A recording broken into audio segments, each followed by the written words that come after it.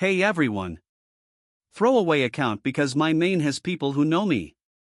I honestly never thought I'd be the guy posting something like this, but here I am. My 35M wife, 34F, and I have been together for 10 years, married for 7. No kids, just us and our careers. I work in finance, and she went back to school 2 years ago to finish her master's in literature. I was always proud of her for doing that. I supported her fully, paid the tuition, even took on more housework so she could focus. I believed in her, in us. The first signs of trouble were subtle. She started getting a little colder. Nothing dramatic at first, more late nights at campus, saying she was working on papers with classmates, or getting feedback from her professor. Then it turned into her guarding her phone, random bursts of giddiness, and looking at me like I was background noise. I asked if everything was okay more than once. She always brushed it off with a smile or a sigh, like I was being overdramatic. Said the program was intense and she was just tired or mentally overloaded. I tried to believe that. I really did. But something wasn't right. And I was about to find out just how wrong things had gone. So one night, she tells me she's staying late again. Group project, library, same story. I didn't think much of it. I trusted her. That night I was bored, scrolling through Instagram, when I noticed a tagged photo from one of her classmates. Nothing shady at first, just a study group grind pic. But then I zoomed in. There were only 2 wine glasses on the table. And the study group was just her and her professor. My stomach dropped. I clicked through the tagged profile, some nerdy, older guy. Mid-40s, gray hair, bow tie, the usual literary type. Her professor. His account was public. And there were more photos, her laughing at dinner, walking with him through a bookshop, and one where he captioned, "Brilliant minds, brilliant company." That's when the paranoia really set in. I started digging. Checked our phone bill. Dozens of long calls to a number I didn't recognize, his. I even found an Uber receipt from 2 weeks ago when she told me she was at the library. The drop-off was his apartment complex. My heart was pounding so hard I couldn't think. I wanted to scream, punch something, cry. But I just sat there, stunned. I had the evidence. I just didn't have the courage yet to confront her. The weekend after I found the messages, I played the part of the clueless husband so well I should have gotten an Oscar. I cooked breakfast. I asked about her group project. I even offered to drop her off at campus. She declined, obviously. Said she'd Uber there and back. Right, because it's normal to Uber when your husband offers to drive you. She didn't notice anything was off. Probably thought I really was clueless like she told her lover.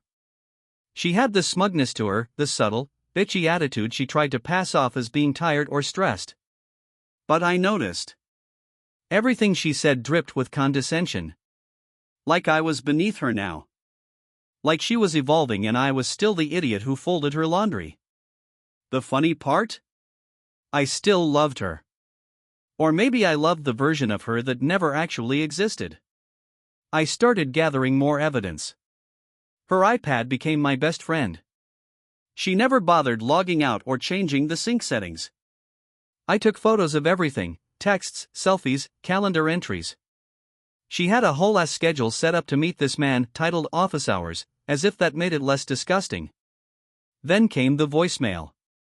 Late Sunday night, while she was brushing her teeth, her iPad buzzed again. It was a voice message from Dr. M himself.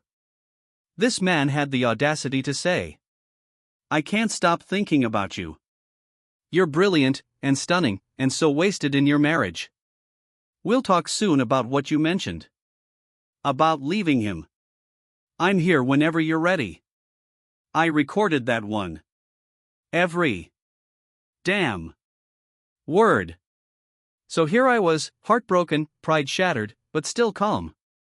I needed the confrontation to happen on my terms. I wasn't going to yell or throw plates. I was going to make her feel it.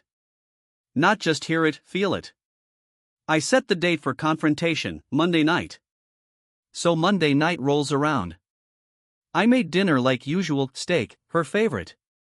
I even opened a bottle of red wine we were saving for a special occasion. Because what's more special than your betrayal blowing up in your face? She came home around 7:30 p.m., acting all casual, dressed like she was heading to some damn fashion shoot. Heels, perfume, hair curled. For class, right? We ate dinner in silence mostly. I asked how her group was doing. She said, good. Productive. Then had the audacity to complain about how hard grad school was and how I couldn't understand the pressure. I almost choked on my wine. After dinner, I told her I had something to show her. I pulled out my laptop, mirrored it to the TV, and opened a folder I'd named Office Hours. She laughed. I didn't. Then I played the voicemail. Her face went white. Not pale white. Like she saw a ghost.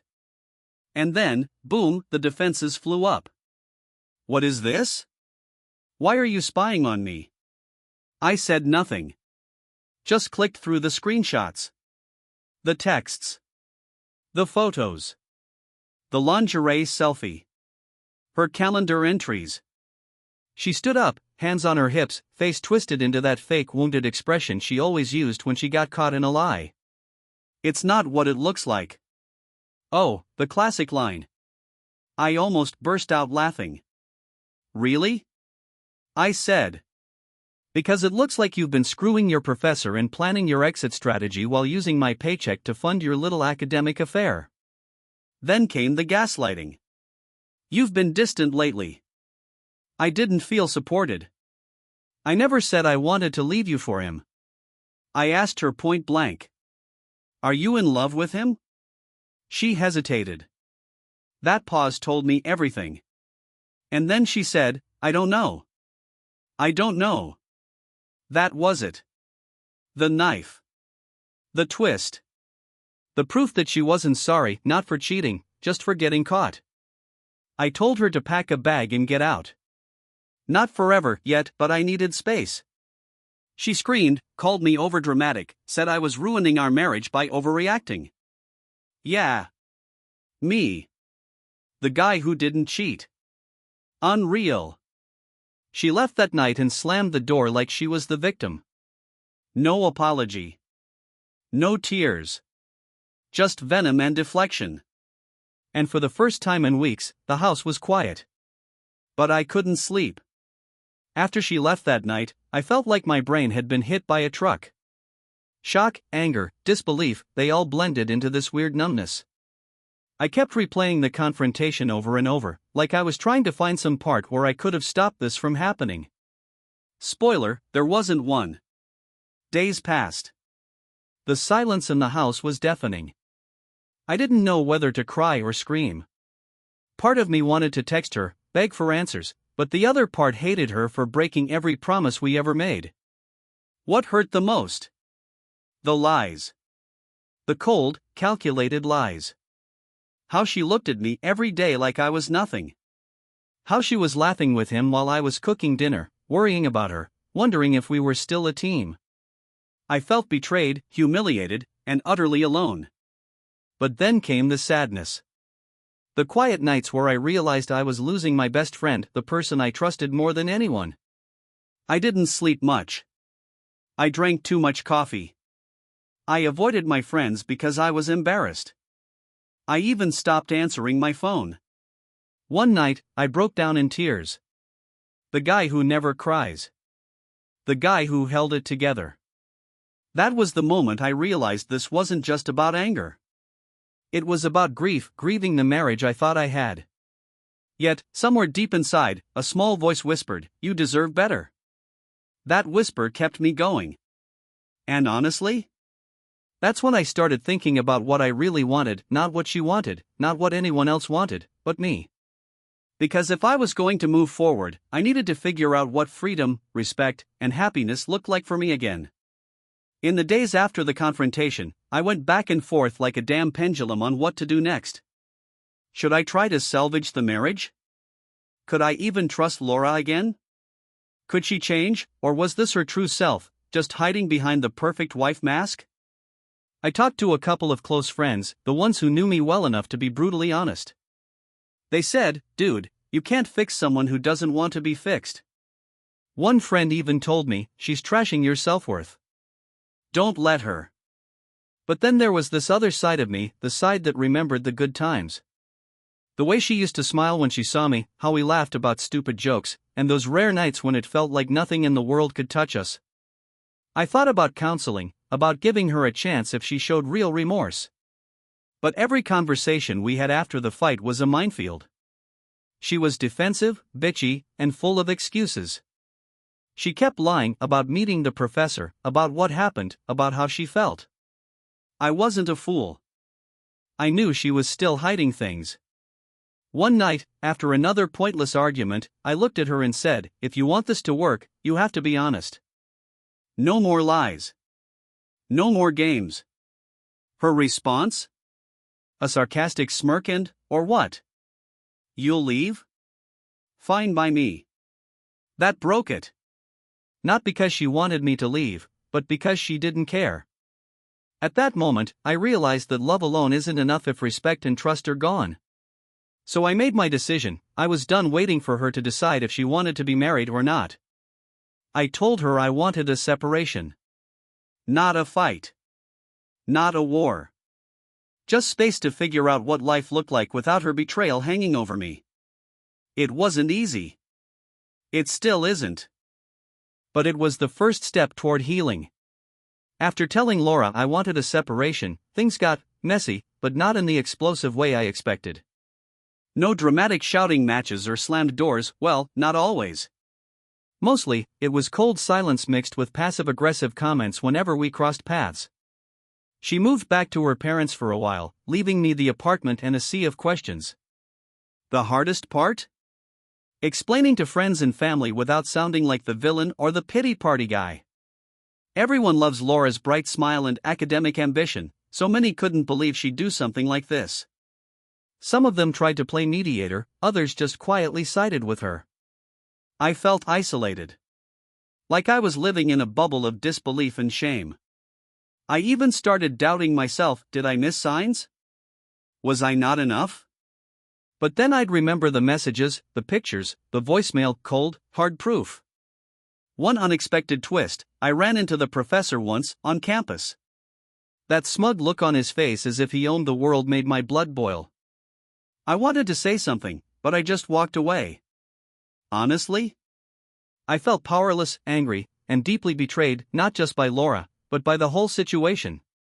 But slowly, piece by piece, I started reclaiming myself. Therapy helped. Writing about it helped. And talking here, on Reddit, helps too. Because if you're reading this and going through something similar, you're not alone. After weeks of feeling like I was drowning in pain and confusion, I finally decided to take control of my own healing. It wasn't easy. Every day was a struggle between remembering how much I loved Laura and accepting how much she hurt me. I started therapy. Honestly, that was a game changer.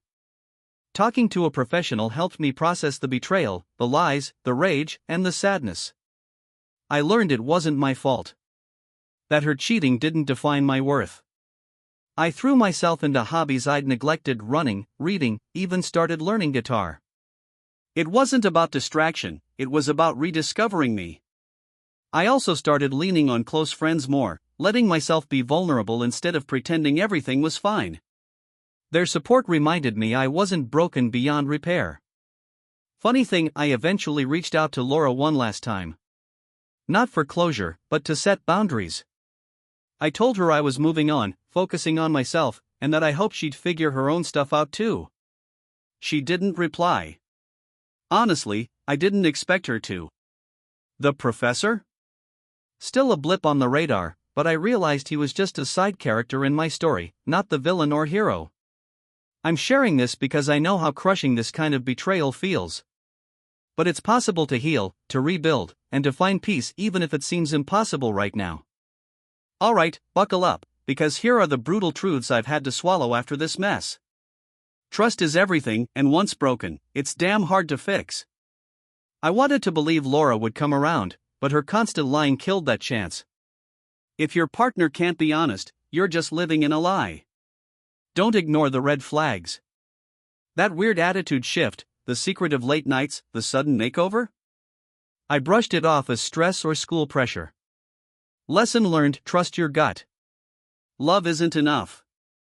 No matter how much you love someone, respect and communication need to be there too. Without those, love is just a toxic trap. You're not alone, and it's okay to ask for help. I thought I had to man up and deal with it alone. Nope. Therapy, friends, and even strangers on Reddit helped me more than I expected. You can rebuild. I still have bad days, sure. But life doesn't end with betrayal. It's a painful chapter, not the whole book. Don't let anyone make you feel like the villain. Cheaters will twist the narrative to save themselves. Remember who's actually hurting others. If you're going through something similar, hold on. It sucks, like, soul-crushing sucks, but there's a way forward. And for those about to confront their cheating partners? Be prepared. It's messy. It's emotional. But at the end of it, you deserve truth and respect. Okay, one last part to wrap this all up. Here's where I'm at now. So here I am, about 6 months out from the discovery, writing this with a weird mix of sadness and relief. Laura and I are officially separated. I'm focusing on myself, my work, my mental health stuff that I had neglected while caught up in the marriage. I'm dating again, but cautiously. My trust is shattered, and that's okay, healing takes time. I've learned to be kinder to myself and set boundaries I never had before. Most importantly, I've realized that cheating isn't a reflection of my worth or what I deserve. It's a reflection of her choices, her flaws, not mine.